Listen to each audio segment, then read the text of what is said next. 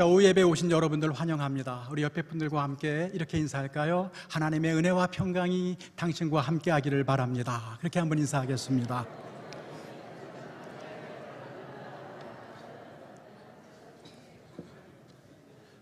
하나님의 그 놀라운 은혜와 평강이 여러분과 여러분 가정에 충만하시기를 주의 이름으로 축원합니다. 오늘 이 본문 말씀을 토대로 해서 이상한 전쟁이라는 제목으로 하나님의 말씀을 함께 묵상하기를 원합니다. 오늘 첫 번째 본문은 모세의 뒤를 이어서 이스라엘 백성의 지도자가 된 여호수아에게 들려주시는 하나님의 말씀입니다. 오늘 본문은 이렇게 시작이 되고 있죠. 여호와의 종 모세가 죽은 후에, 여호와의 종 모세가 죽은 후에, 그렇게 시작하고 있습니다. 여러분, 모세가 누구입니까? 무려 400년 이상이나 애굽의 노예로 있었던 이스라엘 백성을 구원하고 약속된 하나님의 땅으로 인도한 위대한 종 모세, 그분이 바로 모세가 아닙니까? 그런데 여호와의 종 모세가 죽은 후에 라고 오늘 본문이 시작이 되고 있습니다. 한 시대가 지나갔다는 것입니다. 모세의 죽음과 함께 광야의 시대는 끝이 났습니다. 이제 여호수아와 함께 드디어 가나안 땅으로 들어가는 새 역사가 시작되는 순간입니다.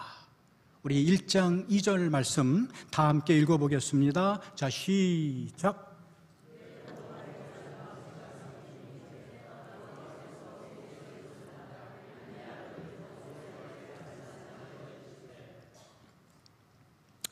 하나님께서 여호수아에게 이스라엘 백성을 이끌고 요단강을 건너 적과 꿀이 흐르는 약속의 땅으로 가라고 명령하십니다. 드디어 출정의 시간이 온 것입니다. 이 역사적인 순간에 하나님은 여호수아를 향해 가나안 땅에서 승리할 수 있는, 가나안 땅을 정복할 수 있는 결정적인 비결을 알려주고 계십니다. 그런데 그 비결이라고 하는 것이 어떻게 보면 참 어이없어 보입니다. 이스라엘 백성이 들어가야 할 가나안 땅은 지금 비어있는 땅이 아닙니다. 비어있는 땅이 아니에요. 하나님이 주시겠다고 약속하신 땅이지만 들어가기만 하면 다 되는 땅이 아니라 이미 거기에 사는 가나안 민족들을 정복해야만 정착할 수 있는 땅입니다.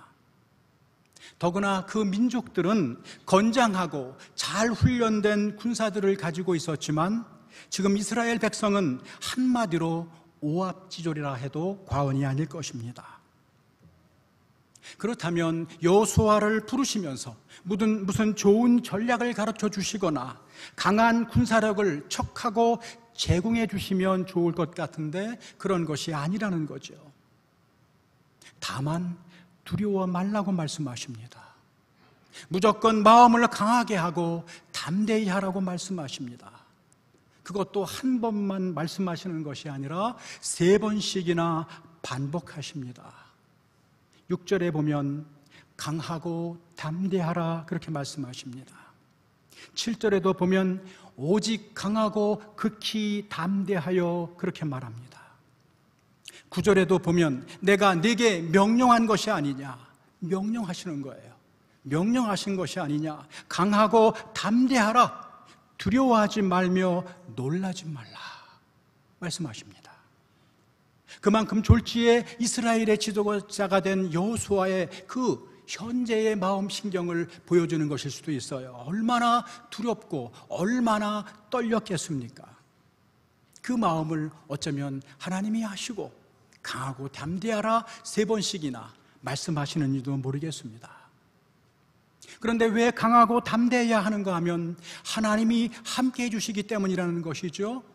5절 말씀해 보겠습니다. 5절 말씀 보게 되면 함께 해주시겠다는 말씀이 3부분으로 강조되는 것을 볼 수가 있습니다. 내가 모세와 함께 있었던 것 같이 너와 함께 할 것이다. 내가 너를 떠나지 아니할 것이다. 과연 나는 너를 버리지 아니할 것이다. 3중 함께 하시겠다는 말씀 아닙니까? 그것도 모자라서 9절에 보면 네가 어디로 가든지 네 하나님 여호와가 너와 함께 하겠다 굳게 약속하십니다. 무슨 말입니까? 하나님이 함께 해 주시겠다는 것입니다.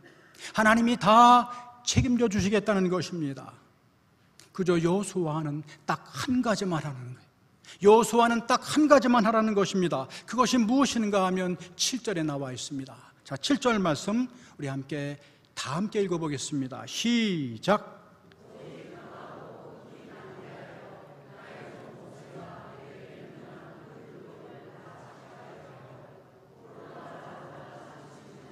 아멘.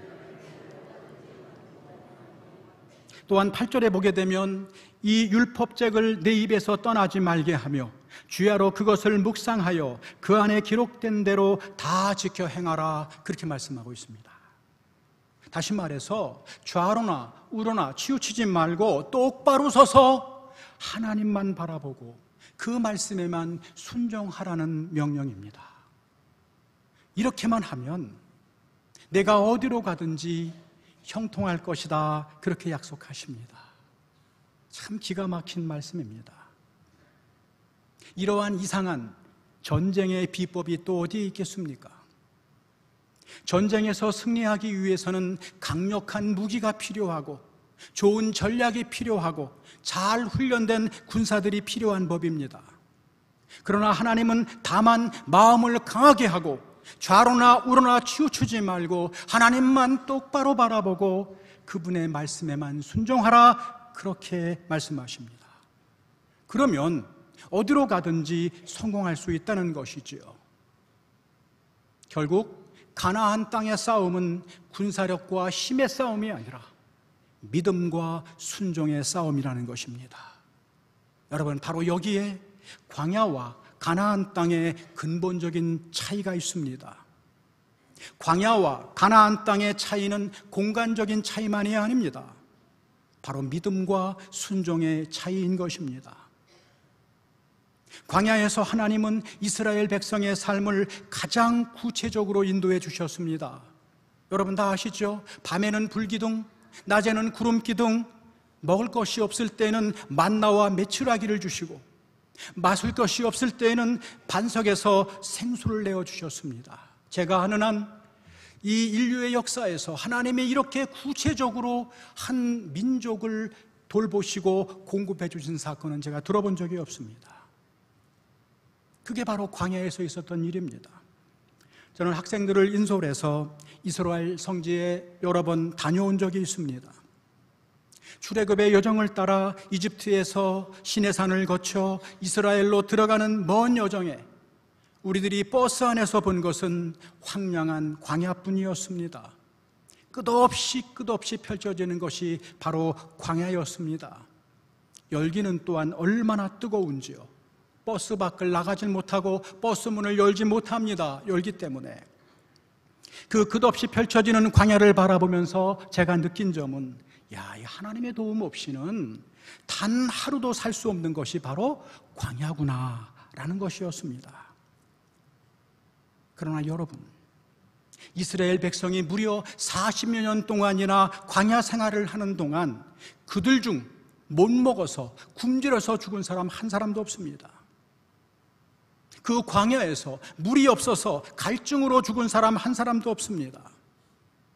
그들은 그들이 없다고 원망하고 불평했던 그것이 없어서 망한 것이 아닙니다.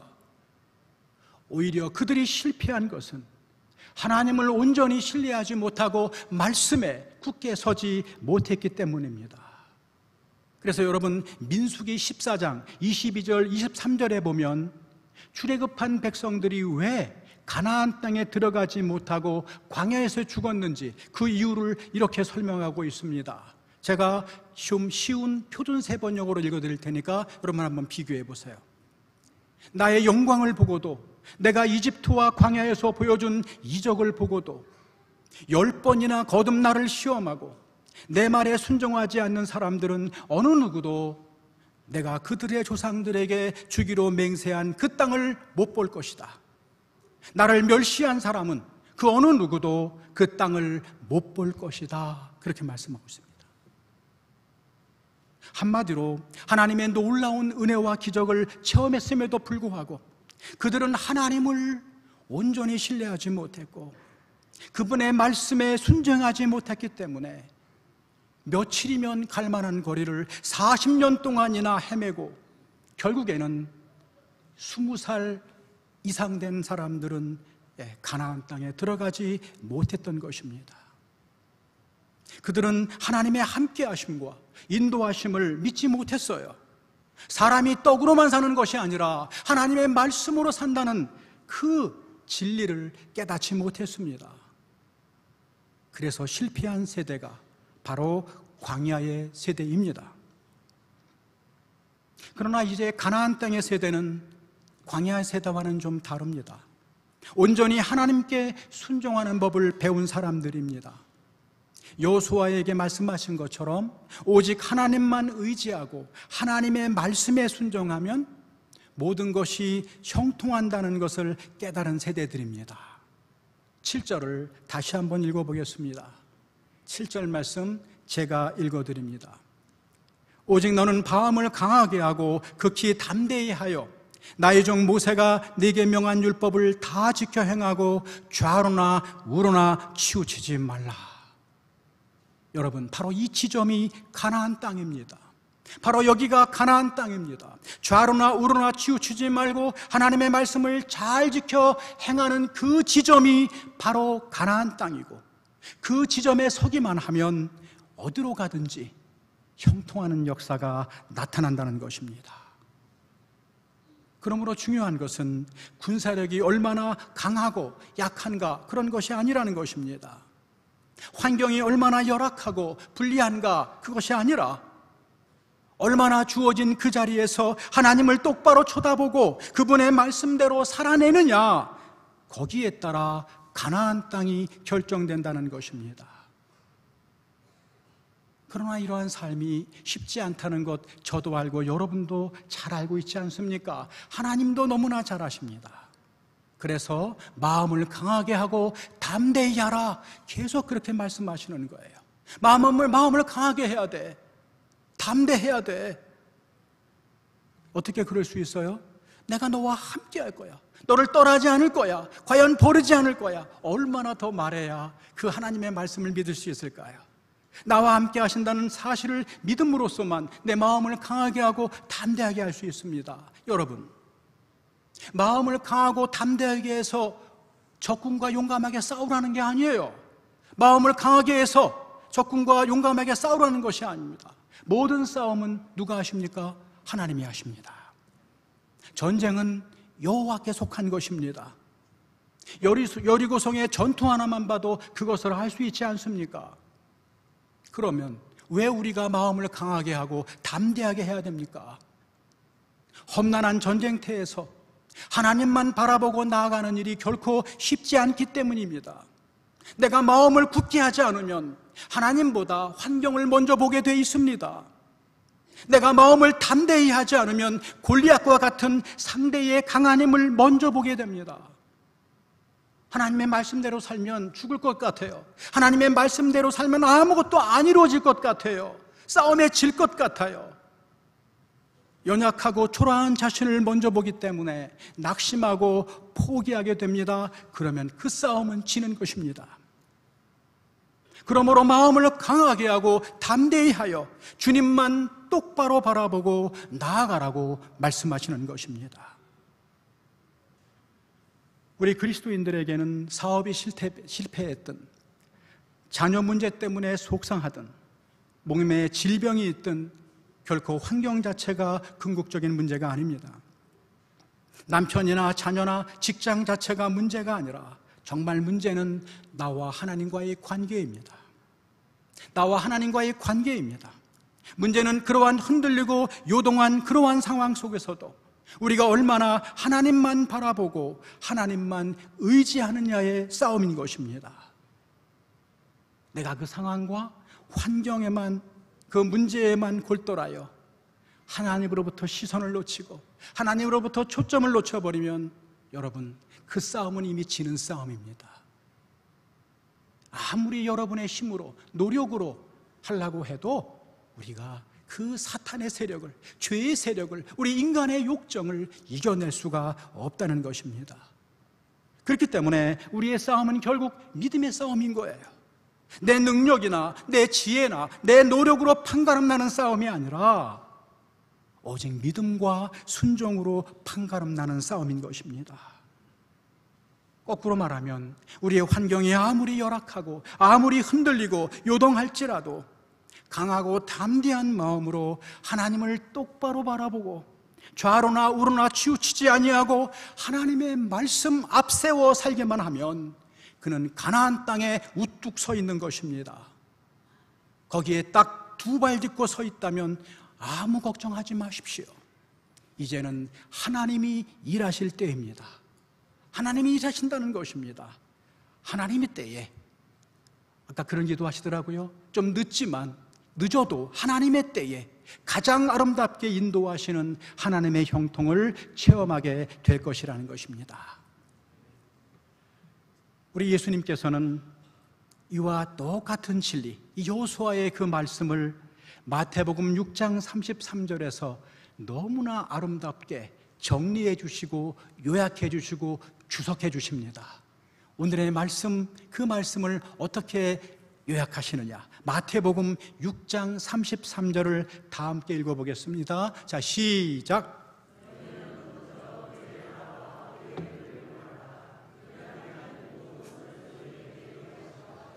아멘. 여러분, 여기서 어떤 단어가 제일 중요할까요? 네, 다 중요하겠죠? 먼저라는 단어입니다. 여러분, 먼저라는 말이 대단히 중요합니다. 여러분, 이 말씀은 세상살이에 대한 관심과 노력을 완전히 포기해라, 그런 말씀이 아닙니다. 내 가정, 내 직장 다 뿌리치고 아프리카 선교사로 나가라, 그런 말도 아닙니다. 여러분, 이 권면은 어떤 일을 하느냐, 내가 무슨 일을 하느냐의 문제가 아니라 어떤 삶의 방식, 어떤 삶의 태도로 살아가느냐, 그것이 중요한 초점입니다. 그것은 우선순위의 문제라는 것입니다. 그리스도인이면 누구에게나 예외 없이 삶의 우선순위가 있다는 것입니다. 그것이 무엇인가 하면 자기 삶의 첫자리, 최우선순위를 하나님과 그의 의를 구하는 데 두며 살아야 될 존재가 바로 우리 그리스도인이라는 것이죠. 여러분, 어떻게 그렇게 살 수가 있어요? 이 세상이 얼마나 험난하고 녹록지 않잖아요. 어떻게 그렇게 살아갈 수 있어요? 주님의 대답은 아주 간단합니다. 하나님이 우리의 아빠가 되시기 때문이라는 거예요. 하나님이 우리의 아빠가 되어주셔서 우리의 모든 삶을 책임져 주시기 때문이라는 것입니다. 믿어지십니까? 하늘 아버지가 우리를 완벽하게 돌보시고 공급해 주시기 때문에 그렇게 살아갈 수 있다는 것입니다. 그리고 아버지 하나님이 우리를 얼마나 자상하게 돌보실지를 계속해서 상기시켜 주시는 거예요. 마태복음 6장 25절을 읽어보겠습니다. 마태복음 6장 25절 다 같이 시작.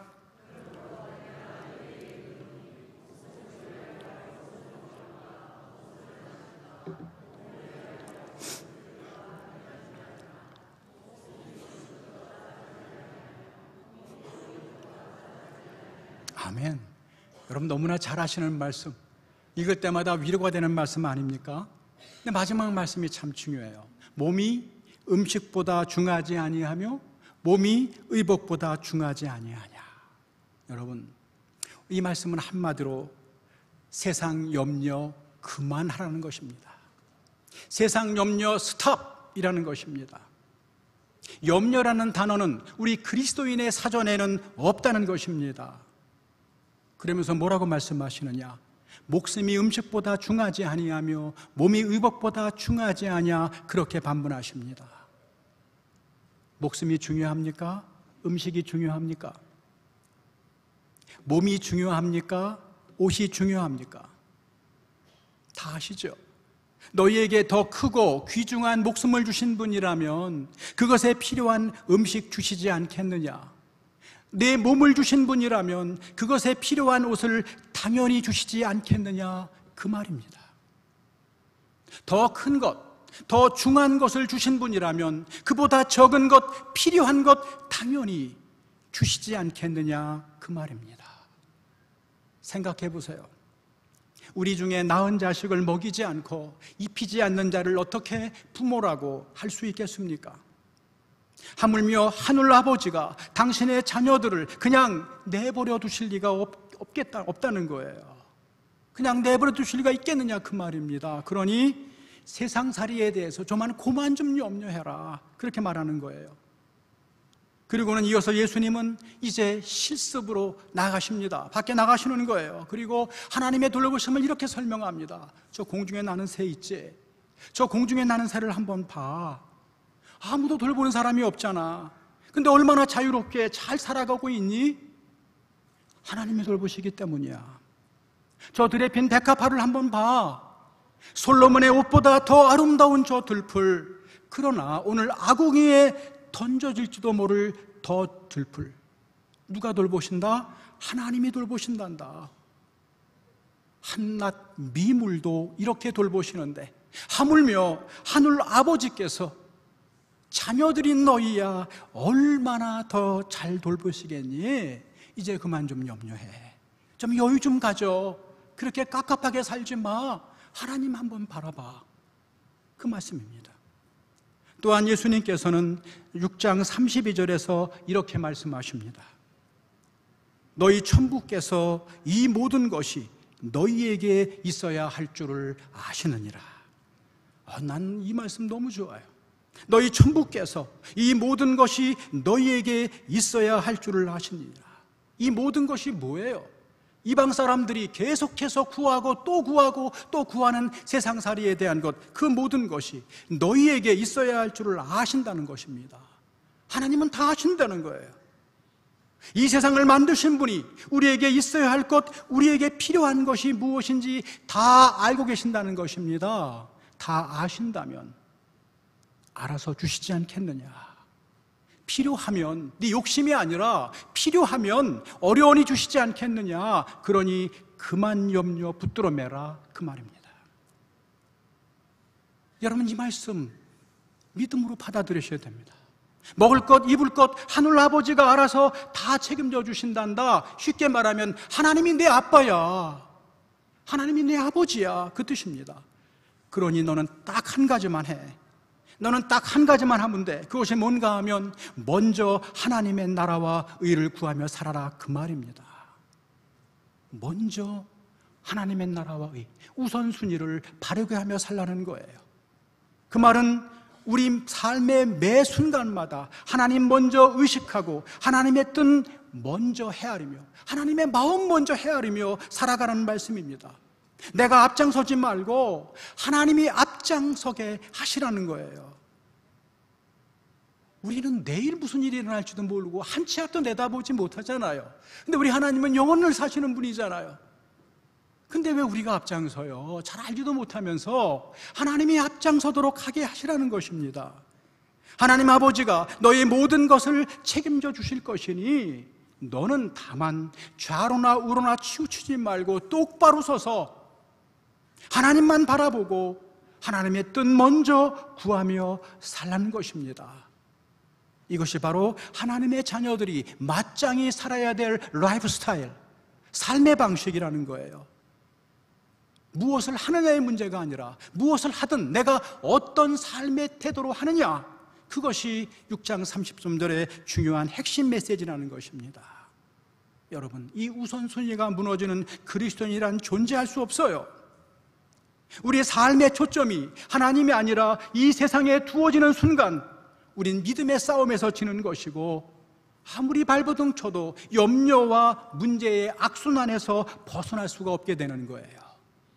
염려와 이 문제의 악순환에서 벗어날 수 있는 유일한 길은 우리의 시선을 세상이 아니라 환경이 아니라 하나님께로 돌리는 것밖에는, 우리의 우선순위를 바꾸는 것밖에는 다른 방법이 없다는 것입니다. 그래서 이렇게 말씀하시잖아요. 먼저 하나님의 나라와 의를 구하라. 그리하면 어떻게 하신다고 또 약속하십니까? 그리하면 이 모든 것을 너희에게 더하시리라. 여러분, 여기서 모든 것은 뭡니까? 아까도 말했죠? 세상 사람들이 구하는 것입니다. 우리가 먼저 하나님의 나라와 의를 구하면 이 모든 것을 더해 주신다는 말은 덤으로 주신다는 거예요. 여러분, 본질이 아닙니다. 먼저 하나님의 나라와 의를 구하면 하나님은 하나님을 주세요. 그게 본질이에요. 그런데 이 모든 것을 덤으로 주신다는 것입니다. 이것이 하나님의 이치요, 하나님의 정하신 우선순위의 문제인 것입니다. 그런데 우리는 어때요? 밤낮 거꾸로 구하지 않습니까? 자꾸 거꾸로 구하잖아요. 덤을 먼저 주세요, 하나님. 덤만 먼저 주시면 그 다음에 하나님의 뜻 제가 한번 지켜볼게요. 덤이 먼저이고 하나님의 마음은, 하나님의 뜻은 뒷전이잖아요. 어쩌면 그래서 우리가 오늘도 실패하는 것은 아닐지 자신을 한번 되돌아봅시다. 아주 진리는 단순합니다. 하나님은 이 세상을 만드신 분이에요. 말씀 한마디로 만드신 분이십니다. 그런 세상에 살면서 하나님의 말씀을 우선순위로 살지 않고서 어떻게 우리가 잘 살 수 있기를 기대할 수 있겠느냐, 그 말입니다. 언젠가 바이올린을 하도 잘 쳐서 바이올린의 도사라고 불리는 훌륭한 음악가가 한 사람 있었습니다. 또 어려서부터 재능이 뛰어나서 바이올린의 신동이라고 불리는 한 소년이 있었습니다. 이 바이올린 신동의 어머니가 하루는 이 바이올린의 도사를 찾아가서 우리 아들을 좀 가르쳐 주십시오 라고 부탁했습니다. 그러자 바이올린의 도사가 그 신동을 유심히 쳐다보면서 가능성이 있는지 자기 제자로 삼았습니다. 세월이 흘러서 사람들은 이 두 사람을 잊었습니다. 그러던 어느 날 이 바이올린 신동이 나타나서 독주회를 연다라고 하는 광고가 났습니다. 많은 사람들이 그 신동을 기억해내고는 이미 청년이 됐지만, 젊은이가 됐지만 그를 기억하고는 커다란 강당에 모였습니다. 그 신동이 첫 번째 바이올린 연주를 했습니다. 그 연주를 듣는 모든 사람이 감동했어요. 얼마나 아름다운지 모두가 기립 박수를 치고 감격합니다. 그런데 정작 이 바이올린의 신동은 별로 기뻐하는 내색을 하지 않습니다. 두 번째 연주곡이 연주되었습니다. 땀을 흘리며 처음보다 더 열심히 연주했습니다. 연주가 마치자 사람들이 눈물을 흘리며 처음보다 더 많은 박수와 환호성을 보냈습니다. 그런데도 이 신동은 그렇게 별로 기뻐하는 내색이 없습니다. 이제 마지막 곡을 연주합니다. 그는 모든 힘을 불어넣어 바이올린을 연주하기 시작합니다. 사람들은 그 곡이 좀 어려워서 그런지 이전 곡들보다는 별로 감흥을 받지 못한 듯 하였습니다. 그런데 연주가 마치자마자 갑자기 신동은 춤을 추며 뛸 듯이 기뻐하기 시작합니다. 그의 눈길은 오직 한 곳만을 보고 있었다는 거예요. 무대 중간에 앉아 연주를 지켜보던 자기의 스승 바이올린의 도사만 바라보았습니다. 그는 다른 사람들의 환호에 눈길 돌리지 않았어요. 그는 다른 사람들의 비난에 눈길 돌리지 않았습니다. 그는 오직 자기의 스승만을 바라보았고 그 스승이 만족해하자 그때서야 비로소 기뻐할 수 있었다는 것입니다. 여러분, 이게 바로 우리가 하나님께 초점을 맞추고 하나님을 바라본다는 그런 사람들의 태도가 아닐까요? 남이 알아주든 알아주지 않든 그거 중요하지 않습니다. 언제 어떤 상황에서도 나를 너무나 사랑하시고 또 내가 그렇게 사랑하는 그 하나님께 나의 초점을 맞추며 살아가는 삶, 나보다 하나님을 앞세워 하나님의 말씀을 앞세워 살아가는 삶, 이것이 바로 저와 여러분의 험난한 이 믿음의 전쟁터에서 승리할 수 있는 유일한 소중한 비결이 될 줄로 믿으시기 바랍니다. 아무쪼록 올 한 해 동안 우리는 미지의 세계, 어떤 일이 일어날지 모르는 세계이지만 어떤 상황과 환경 속에서도 좌로나 우로나 치우치지 않고 하나님만 똑바로 바라보고 하나님 중심으로 살아가는 저와 여러분이 되시기를 주의 이름으로 축원합니다.